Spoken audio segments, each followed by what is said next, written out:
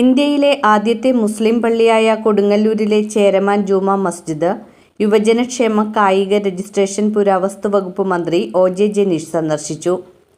മഹല്ല് പ്രസിഡന്റ് മുഹമ്മദ് റഫീഖ്, ഇമാം ഡോക്ടർ മുഹമ്മദ് സലീം നദ്വി, ഖത്തീബ് അബ്ദുൽ അസീസ് നിസാമി, മഹല്ല് joint secretary Naushad, treasurer Hyderali, മറ്റ് ചേരമാൻ മഹല്ല് ഭാരവാഹികൾ ചേർന്ന് മന്ത്രിയെ സ്വീകരിച്ചു.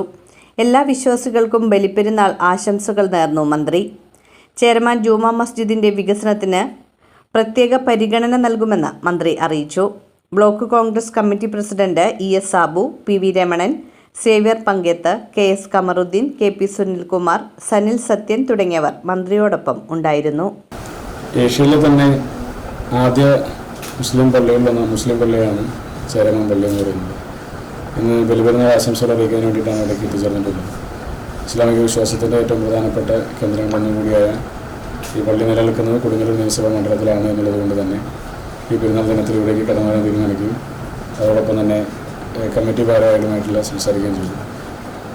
ഇവിടെ ഒട്ടനവധിയായ വികസന പ്രവർത്തനങ്ങളെ സംബന്ധിച്ചുള്ള ആശയങ്ങൾ കൂടി പങ്കുവച്ചു. അത്തരം കാര്യങ്ങളിലൊക്കെ തന്നെ ചെയ്യാൻ കഴിയുന്ന എല്ലാ വിധങ്ങളായ ഇടപെടലുകളും കമ്മിറ്റി ഭാരവാഹികൾക്ക് ഉറപ്പുകൊടുത്ത കാര്യം കൂടി സൂചിപ്പിക്കുകയാണ്.